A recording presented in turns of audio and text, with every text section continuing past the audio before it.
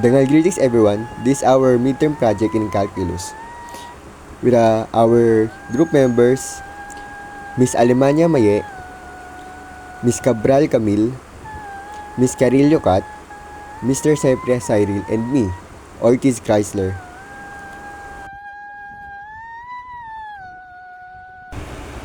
In the field of computer science, differential calculus is applied in areas like machine learning, computer graphics, and optimization. It is especially important in training artificial intelligence model, where calculus helps minimize errors and improve accuracy. For example, during the training of a neural network, differential calculus is used to find how much each parameter, like weights or biases, should change to reduce the difference between the predicted and actual results. This process, known as optimization, relies on calculating how the output of a function changes in response to small changes in input, an idea that comes directly from the definition of differential calculus. Integration is frequently used as a process to calculate the area under curves and between curves. Integral calculus can be used to model the accumulation of quantities with time. This process comes in handy to perform various functions in real-life applications like in physics. It is used to calculate work done by a force, finding the area under a curve representing displacement, and determining the volume of an object.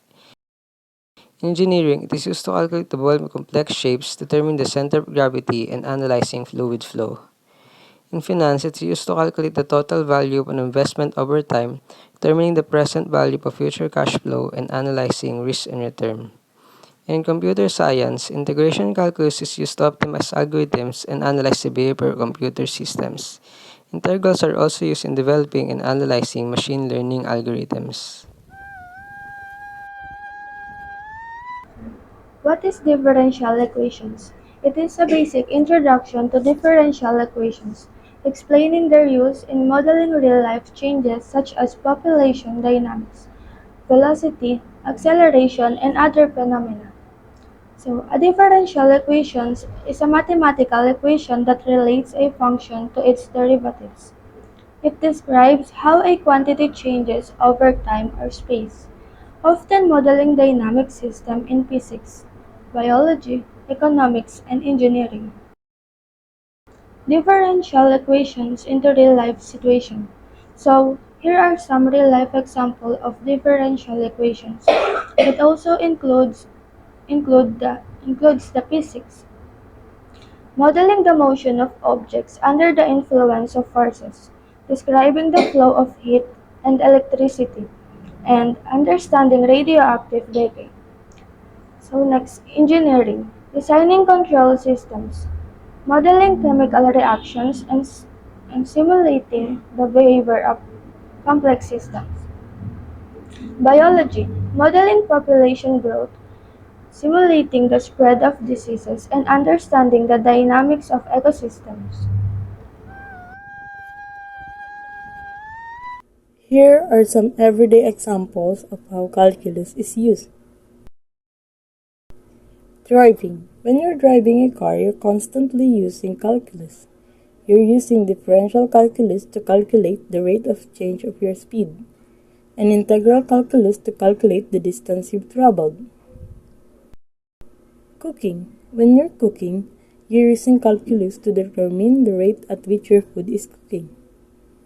For example, you might use a thermometer to measure the temperature of your meat, and then use a formula to calculate the amount of time it will take to cook to the desired level of doneness.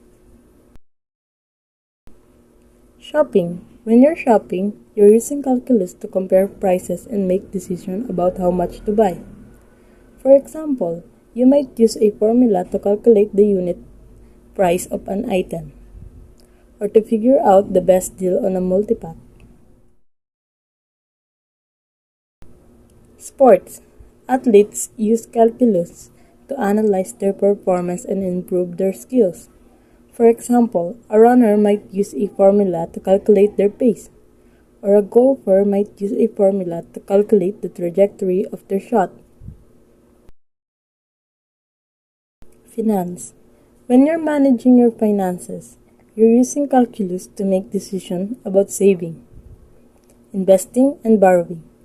For example, you might use a formula to calculate the interest on a loan, or to determine the rate of return on an investment.